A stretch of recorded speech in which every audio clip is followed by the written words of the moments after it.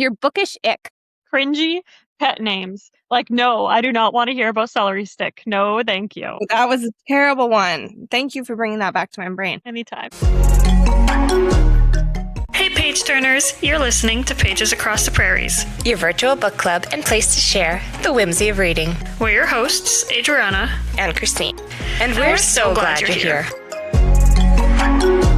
Hey, welcome back to Pages Across the Prairies, your favorite virtual book club. I'm Christine, a mom of 2 boys with a background in library services and running book clubs. Hi, and I'm Adriana, a new mom with a memoir in progress. Listen to us for your next read.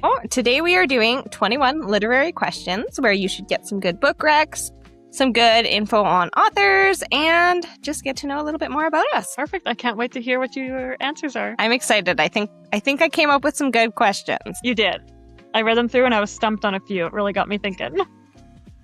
All right, so right out the gate, who is your favorite author? I know we probably both have multiple, but picking one. Well, yes, I have a few top contenders, but my, of course, most favorite one would have to be T. Kingfisher. I think everybody knows that. Yeah, I'm not surprised. Mine is Erin A. Craig. Which I would expect nothing that's less. changed within the last couple years, but she's a new favorite. Yes, I look forward to reading more of her books with you. I look forward to her publishing more books. And your bookish ick. Cringy pet names. Like, no, I do not want to hear about celery stick. No, thank you. That was a terrible one. Thank you for bringing that back to my brain. Anytime. I do not like when the book changes its cover to match the movie or puts real people that I'm familiar with on the cover. I hate that. That's a good one. Yes, no, thank you. I agree. Okay. Do you have any tropes that you love? I really do like found family. That's such a good one. I struggled to think of anything. Oh, that's such a good one. I was just going to go with the chosen one. Because I very often am mentally with the main character. So when they can do everything right and they're awesome, I'm like, let's do it together, team. Like, I don't know. I love that. I don't mind a chosen main character. Perfect. Okay, what about a trope you hate? There's so many, but I hate friends to lovers, fake relationships. I will not finish those books. No way. Can't stand it. One time. I did one time and I regretted finishing that book. Yeah, for me, similar in the romance area. I hate love triangles. Hate them. And I hate... Nope. All right. What is the best genre? The best genre would be historical gothic horror. Ooh, that's specific. Yes, that's very honed in on my most favorite genre. I'm going to type that into Google. I don't even know if it's a thing, but that's what it is. The best genre is historical fiction. Okay. A book you will always recommend. Dictionary for Lost Words. I think it's a book that's meant for everyone. That's a good pick. You will learn so much from that book. That's where I got her middle name from. Oh! I didn't put 2 and 2 together. I don't know if you told me. I don't know if I did or not. I don't remember. I love that. That's perfect. Thanks. For me, just because I love this book, you may or may not love it. You will love it. But A House of Salt and Sorrows, just because I love this book so much. I can't say that you're going to learn as much as you would from Dictionary of Lost Words, but you're going to read it because I love it. Yes, I would just say listen to Christine and read the book. It's a good book. Advice you'd give to someone who has fallen out of habit of reading or fallen out of love with it. So I thought about this question quite a bit. I have 2 answers. Number 1, find a best friend who loves books and just listen to her and read books with her. Agree. Number 2, yes, that's how I got back into it. But if you don't have that in your life, then I'd say just go to the library or bookstore, look at the books in the fiction, and just judge a book by its cover and take that book home and read it. Yeah, and don't be afraid to put it down. Like if you're like, oh, this sucks, it maybe does for you. Yeah. Like it might not be, oh, you've lost your love of reading. It might just be that you haven't found the right book. Yeah, that's just it. Just start. Yeah, force your friends into a book club with you. Don't give them a choice. That's what worked for me. I would be forever grateful. I was stuck in YA until this book club, and I was like, I enjoyed it, but I did not love it. Okay, paperback, ebook, or audio? I love a good paperback, but audio right now is the only way I can get anything listened to or read. Audio for accessibility, but always paperback for love of reading. They just smell so good. Right? There's nothing better than a paperback, but audio is a close second. Ebooking. Yeah. Okay, so this one says, is book talk toxic? But just online book media culture, is it toxic? Yeah, this question, I was like, okay, good one. I never thought about this. But yes, it is way too performative. It gives the pressure to read as many books as possible when I feel like people aren't taking the actual time and enjoyment that should be put into books. Yeah, I tried to keep track of my books one time to just try and have a good month, and that I think I enjoyed. I mean, I did enjoy. I went through a lot of books. It was nice, but too stressful for me. Yeah, too much pressure. Yeah. And I feel like I hadn't originally thought that it was toxic, but I'm starting to see a more toxic side, a toxic underbelly emerge, which, I mean, anything that people are passionate about, there's a good side and a bad side. That's true. There's always two sides, but let's stay on the non-toxic side. The realistic side. Yeah. A book that disappointed you. Oh my goodness. We just talked about this. The Road to Tender Hearts. That was the most depressing, humorous book that I've ever read. Yeah. And it's very well loved, so you might really enjoy it, but it doesn't vibe with our humor. Sorry. I should have known from the cover though, because it's just not my style. Nope, for me, okay. How to Sell a Haunted House. And again, very, very well loved book. Not for me, because that title is so good, and it just fell short for me. That book, you're so right. Oh my goodness. Disappointed. But both similar kind of humor vibes. It's just not our thing. No. If you read Road to Tender Hearts, I would almost wager you might like How to Sell a Haunted House. There we go. Good connection. Yeah, just not our book culture. Okay. A book that made you cry. There's so many. Maybe I'm just a teary-eyed person, but picking this, I went with The Woman by Christian Hannah. Yes. Good one. But I don't know. There's been so many books that make me cry. I had to go with a classic. But yeah, it just totally depends on my mood, because even Atomic Habits recently made me cry at the start of it, because... Oh. Well, because he told a real life story, and I was like, oh my gosh, if that was my kid, right? It totally depends on my mood. Yeah. But actual real tears, can't get over this. Nightingale, I feel like, who hasn't that made cry? Yeah. Oh, that one still stabs at my heart. I'm still mourning it. Okay. Your favorite cozy or whimsical read? Anything TJ Klune. So I would say our first read of his was Cerulean Sea. That's a good one. I'm jealous. You can have it too. I'm gonna go with Legends and Lattes. It's the cozy atmosphere in that book. Oh my gosh. That was a good one. Yeah, just thinking about it, I can smell coffee. Yes. Right? It's so weird. I feel like this is we've talked about this before, but a new category for books where it's I just want to envision cozy things. I think so. In the world that's just too busy and go, go, go, we just want to pause for a moment. Yep. Whimsical, romanticized kind of thing. All right. Book that you're most looking forward to reading. Okay. So I have two. One of them I've already pre-ordered. So I'm really cannot wait for All Her Beautiful Deaths. And I'm also looking forward to What Feeds Below, and that one I've pre-ordered. Okay. I didn't. When does that one come out? I don't know, sometime this fall. Okay. I'm really excited for it to come out, but yeah, I knew we were going to be the same on this. All Her Beautiful Deaths I've been waiting for very much. It's on the top of my list. It's funny though, I've never had so many books that I'm waiting for, but that one's top of the list. Same. As soon as it's out, you can bet that's what our next video is going to be on. Right? But then I'm also sad because then I'm going to be waiting for the next one. I know.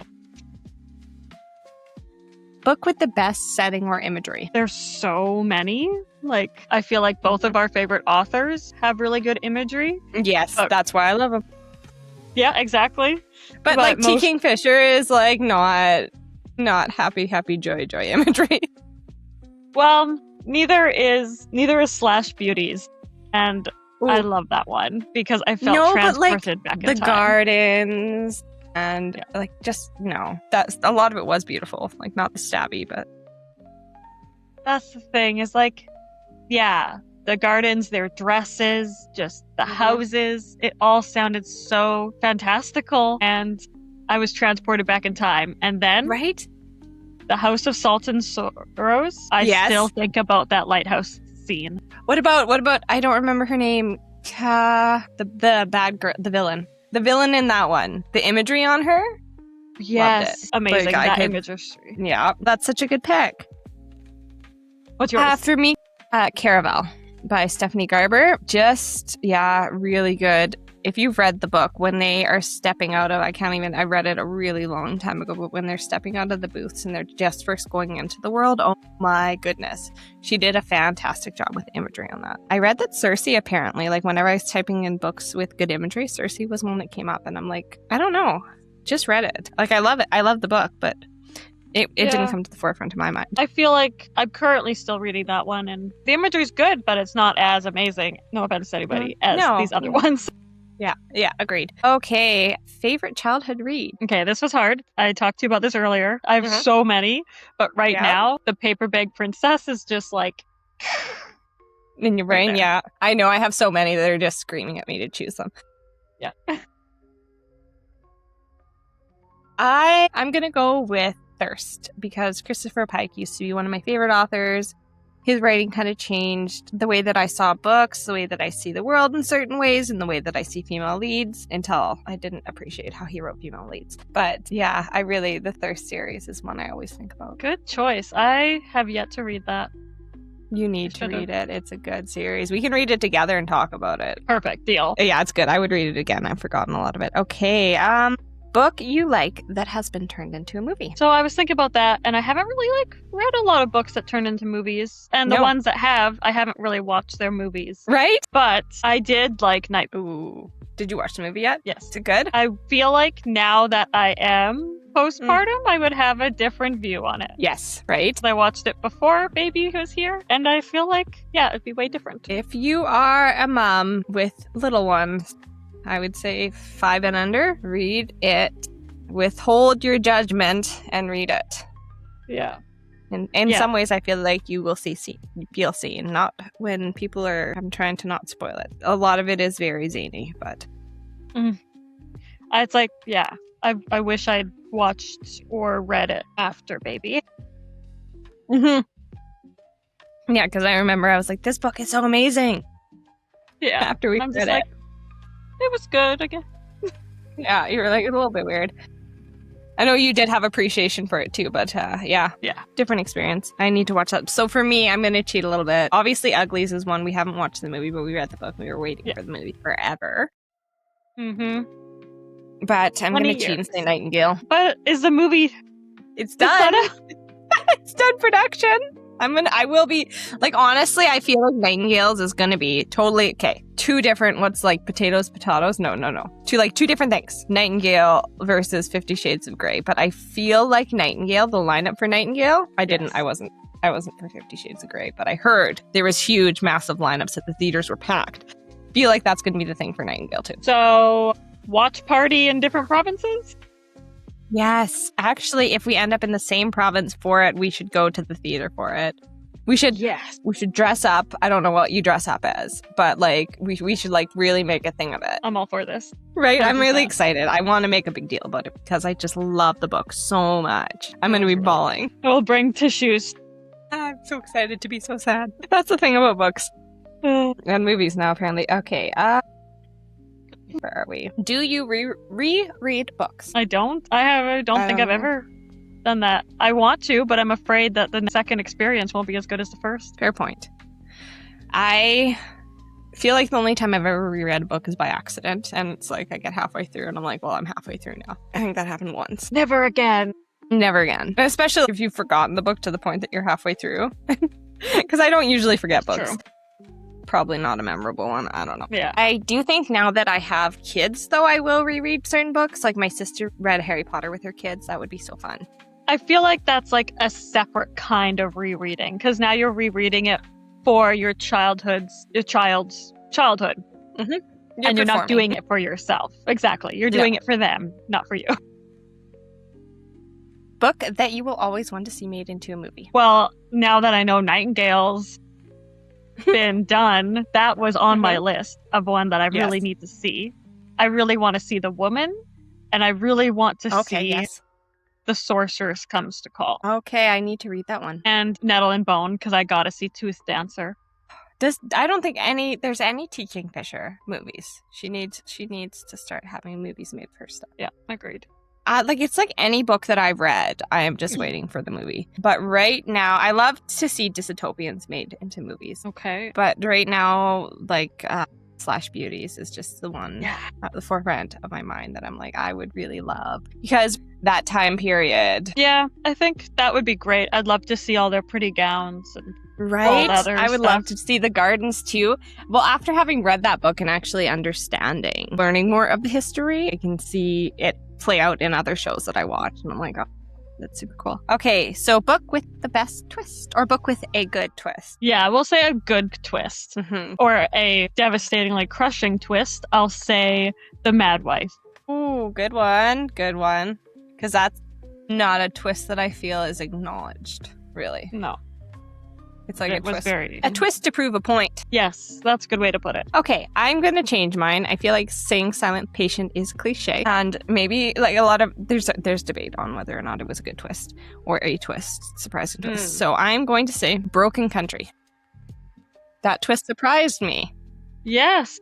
And it's like people who have, I'm not saying I love the book. A lot of people really do. But when I've seen people in book groups commenting on the book that haven't gotten to the end, haven't gotten to the twist, I'm like, some characters might seem more likable after said twist, or things might make more sense. Yeah, that's a good one. I wrote that book off in my head, so I'm glad you brought that up. Yeah. The twist changed a lot of my perspective on it because I was like, oh, what is wrong with you?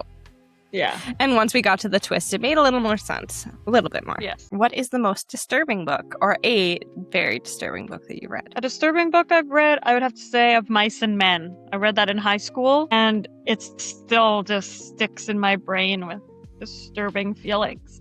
Yeah, that's a good one. I don't know. It just makes me feel icky. For me, Earthlings is one, just because I don't want to spoil it. But you know that, the book starts off and she's a child, right? And you and I have discussed that I don't like to read books that involve maltreatment of children in any way. So that one's super disturbing for me for that reason. Yeah, I had blocked that out until you brought it up. And that is I'm still disturbed. that was a hard one.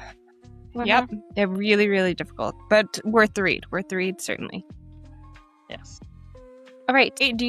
Why do you think people should join our book club, or why do you feel that Pages Across the Prairies is important? Well, I think we read a lot of good books, and I really want everybody to read them so we can explore between the lines with everyone else. But I don't know, having a book community that is just fun and wholesome and chatting books is exactly what I feel like we all need. So join our club and I agree. talk books with us. I agree. I feel like people need more community, and communities based on common interests. Super, super nice to have.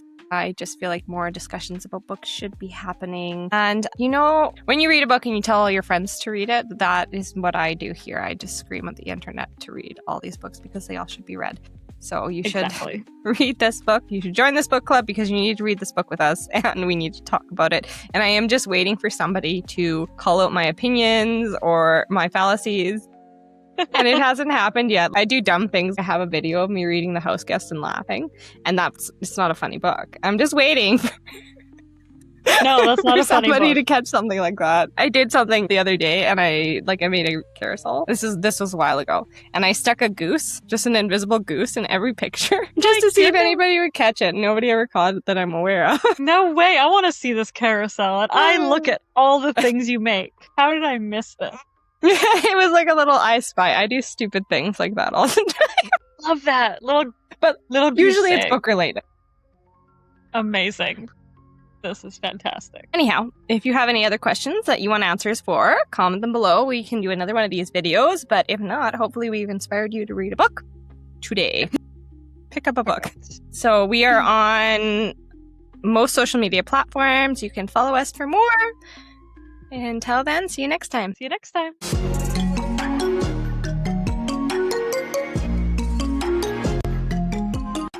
Thanks for flipping through Pages Across the Prairies with us. Until next time, keep your tea warm, your bookmark handy, and if you enjoyed today's chat, like, share, and subscribe to join us again.